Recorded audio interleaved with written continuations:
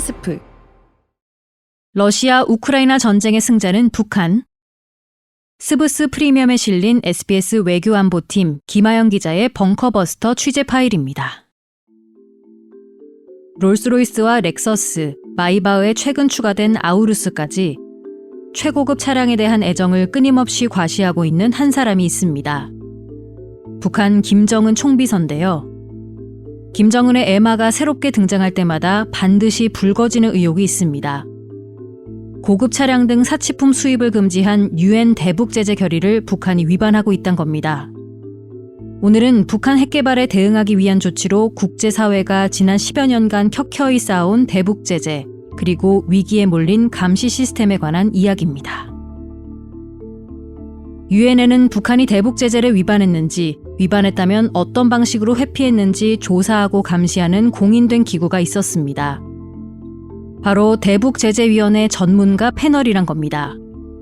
이 전문가 패널이 지난달 전쟁이 벌어지고 있는 우크라이나로 출장을 다녀왔습니다. 우크라이나 제2의 도시 하르키우에 떨어진 어떤 미사일 잔해를 살펴보기 위해서였습니다. 부품을 꼼꼼히 들여다봤더니 매우 흥미로운 정황이 발견됐습니다. 한글 지은 모양의 글자와 112라는 숫자입니다.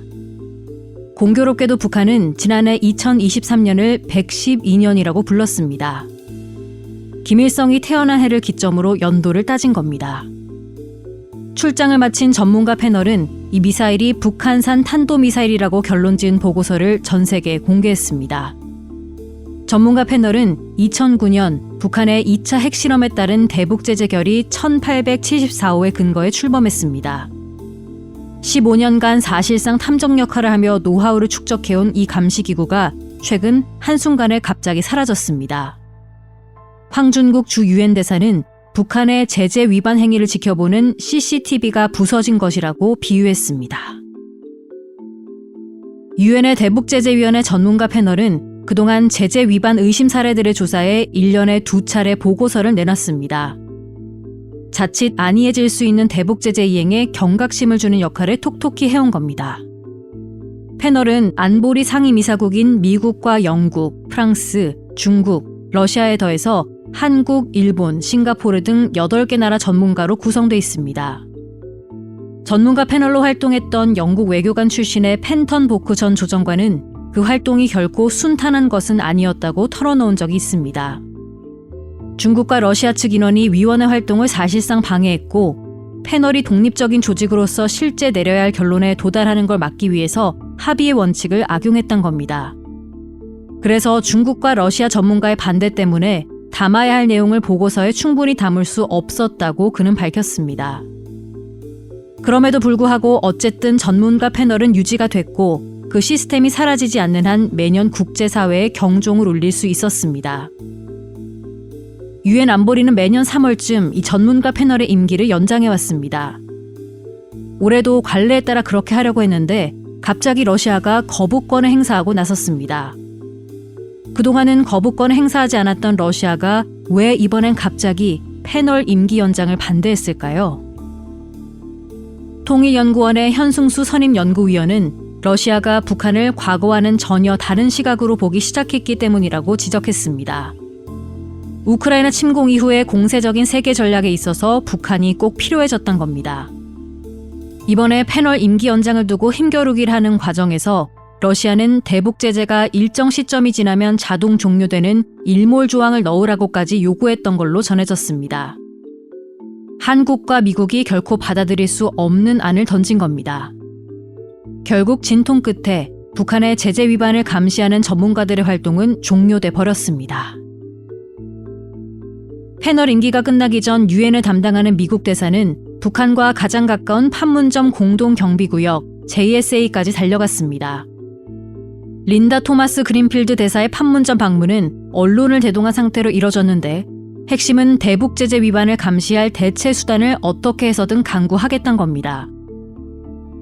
군사분계선 넘어 판문각에선 북한 군인들이 촉각을 곤두세우는 모습이었습니다. 무장한 상태로 경계를 서던 이들은 카메라와 망원경을 들고 미국 대표단과 취재진을 체증해 갔습니다. 북한은 감시기구를 없애준 러시아에 감사하다는 표현을 노골적으로 하고 있습니다. 유엔에 나가 있는 북한 대사는 러시아가 국제 정의와 공평성에 대한 권리를 독립적으로 행사했다고 찬사를 보냈습니다. 국제기구를 담당하는 북한 외무성 차관급 인사는 대북 제재를 다 찢어진 북통에 비유했습니다. 미국이 찢어진 북통을 한 땀 한 땀 꿰매서라도 압박의 북소리를 울리려고 한다면서 북한 문제 말고 요즘 심각하다는 중동 사태에나 신경 쓰라고 비꼬았습니다. 다른 감시기구를 만들어도 소용이 없을 거라며 훈계하는 듯한 담화를 내놓기도 했는데요. 뒤집어보면 새 감시기구 등장 가능성에 레이더를 바짝 세우고 있다는 평가도 가능해 보입니다.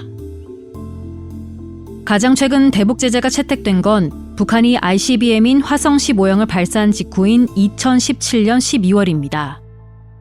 이때까지만 해도 북한의 핵 개발을 막기 위한 국제사회의 공통된 움직임이라는 것이 있었습니다.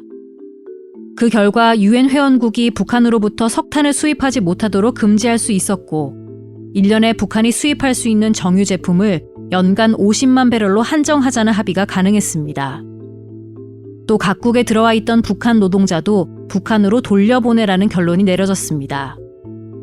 그동안에도 중국과 러시아가 숨통을 조금씩 열어줬다고는 하지만 북한의 입장에서 보면 유엔의 제재는 목 안의 가시처럼 매우 성가셨습니다.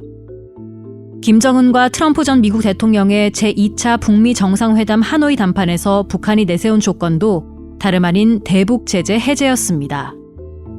이제 러시아가 북한을 노골적으로 비호하고 중국도 적당히 보조를 맞추는 가운데 상황은 판이하게 달라졌습니다.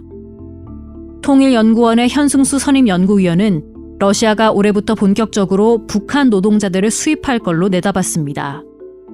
러시아는 자신들이 파괴하고 점령한 우크라이나 지역을 복구해야 할 필요가 있는데 러시아 자체적으로는 노동인구가 많이 축소됐기 때문에 북한 노동자에 대한 기대가 크단 겁니다.